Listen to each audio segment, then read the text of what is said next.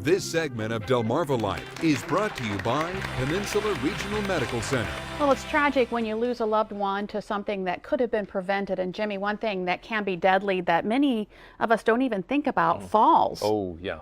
The CDC reports that falls are the leading cause of fatal and non-fatal injuries for older Americans. The numbers are absolutely astounding. Take a look at this.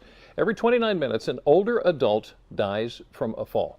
Every 15 seconds, an older adult is treated in an emergency room because of a fall-related injury. And it's important to know falls are not an inevitable result of aging. They can happen at any age. And joining us today to tell us more about fall prevention is Jill Stone, Director of Physical Medicine at Peninsula Regional Medical Center. Jill, thanks for joining us this afternoon. And you know, we were just saying it, we all fall. I've fallen every once in a while. I know you have. And we don't really think about it. I mean, you get up, wipe yourself off. But when you get older, a fall can be, well, life-threatening, right? Yes, yes. Falls are the leading cause of injury for adults 65 and older, both fatal and non-fatal. Every year, 20,000 adults die from falls. Adults 85 and older are 4 times more likely to die from a fall than those 65 to 74. And 90% of all hip fractures result from falls. Wow. Now, are there some things that we can do in just our everyday life to help prevent that from happening? Yes, absolutely. There are many things we can do. We can arrange our furniture at home to make it easier to get around. We can remove throw rugs. We can make sure that we have the appropriate lighting, especially at night in the bathroom. A lot of older people get up to go to the bathroom in the middle of the night. You need to make sure that you have appropriate lighting. Install handrails along stairways, grab bars in our bathrooms, non-skid mats in our bathrooms. Store commonly used items within reach so you don't have to stand on a stool to get those items. That makes sense. That just simply It's common makes sense. Yeah. Right.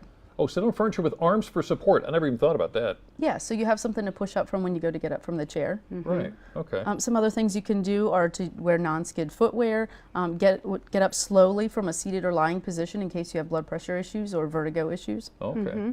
Now here in the show we talk a lot about keeping independence as we age, and I know a lot of people think that they're losing their independence if they get assistance or help or any kind of aid, but really that help is helping them keep their independence, right? Would you say? Right. A lot of elderly patients don't like to use canes or walkers or those kinds of things. But the best thing they can do is get the help of a physical therapist. They can do an assessment to make sure that the patient is using the correct assistive device and they are using it correctly. If you choose the incorrect device, it can actually increase your fall risk, or if you use it incorrectly, that can also increase your fall risk. So the best thing to do would be to get the assistance of a physical therapist to do an evaluation and make recommendations. And I guess we're talking about home, but I guess there's fall risks in hospitals too, isn't there? Yes, there are. There are several things that we're doing at the hospital to reduce fall risks. One of the things is upon every admission, a nurse does an assessment, a fall risk assessment, and based on the score, there's a variety of things that we implement to reduce that patient's fall risk. For example, bed alarms. We can put a bed alarm under a patient, either in the bed or in the chair, and if the patient attempts to get up by themselves, it'll alarm and it will remind the patient that they should not be getting up without assistance. Nursing staff also completes hourly rounding every waking hour to ensure that the patients have everything they need so they don't need to attempt to get up without assistance. And lastly, one of the things that we do is the physicians will order a physical therapy assessment so the physical therapist can go in and do an evaluation and implement a program to reduce the fall risk for that patient. Now we are concentrating on age, and age is a factor, but we really, all of us need to be careful when it comes to falls. Absolutely. There are several things that we can do. You know, it doesn't matter what your age, just make sure you're wearing appropriate footwear, look at your home setup, look at the safety of your home setup. Make sure that you have night lights on at home, you have grab rails in your bathrooms where appropriate, handrails along your stairways, and the most important thing is to stay active. If you lose how active you are, you will increase your fall risk. So, and I guess another important thing is to realize if we're realizing we're beginning to have to cope with the fact that we've got a fall risk, we're not trying to deal with it by ourselves. We can make contact with somebody and get some help. Absolutely. You can talk to your physician, you can talk to a physical therapist. There are programs in the community that are available for fall reduction with home care agencies, outpatient physical therapy clinics. You can call the hospital and I'll be glad to provide any information that we can. All right, and there's that number, 410-543-7068. Jill, thank you so much. Sure, thanks a lot. Something we don't really think about every day, but we should. Yeah. And to learn more about fall prevention at Peninsula Regional Medical Center, visit our website, wboc.com, and click on our picture at the top of the page. One place where a lot of falls happens, in fact, most falls, is the bathroom. But there may be a way to prevent a fall there. How about swapping your tub out for a shower? In today's Angie's List report, we take a closer look at this growing trend. Bathroom remodeling contractor Dan Updike says many of his customers are choosing to ditch bulky tubs in favor of more luxurious showers. The bathing generation has kind of gone by the wayside. We're pretty much shower generation anymore. So rather than have the bathtub that you lift your leg over that's a confined space, if you put in a large shower, it's more of the spa type shower. The trend these days is to convert bathtubs into showers. There's so many choices when it comes to showers, and they potentially take up less space than the large garden tubs that have been historically in homes.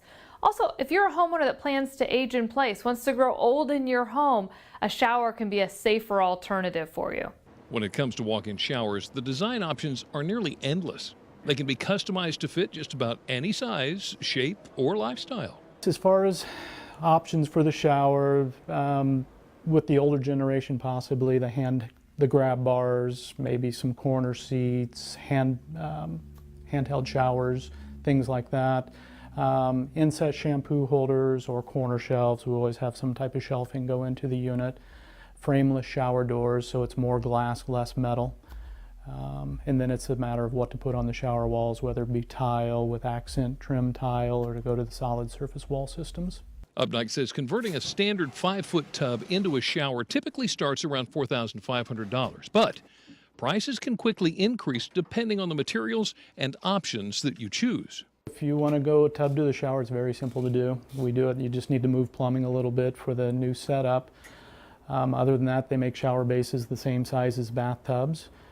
We normally use solid surface bases rather than, say, plastic or fiberglass. They're very heavy duty, come in a variety of colors to coordinate with whether it's tile on the walls or solid surface wall panels. While nearly every bathtub can be converted into a shower, it's not always the best idea. Replacing a tub for a shower is not for everyone. If you only have one bathroom in your house, you want to be sure that you keep a tub, because what will end up happening is you'll hurt your resale value. Because families with kids, they like tubs, and without one, it could hurt you. Now, if you're thinking, oh, I could do that, Angie's List says this is a job best left for professionals, so make sure that you hire a reputable contractor. And if the company has a showroom, check it out. Being able to visualize your project and match it with your needs is going to help a lot. All right, good advice. And up next on Delmarva Life, we'll take a look at how offenders are helping out on Delmarva. Restorative justice gives them a chance to redeem themselves and their community. And the restoration of this skipjack is part of that. Find out why all their hard work will not only get the sailing vessel back to work, it gives those restoring it a way to get back to a productive life. And we are being productive today in the Delmarva Life Kitchen. A little bit later on, we're getting a few ideas on what you can do with some popular fresh fall veggies. Delmarva Life will be right back.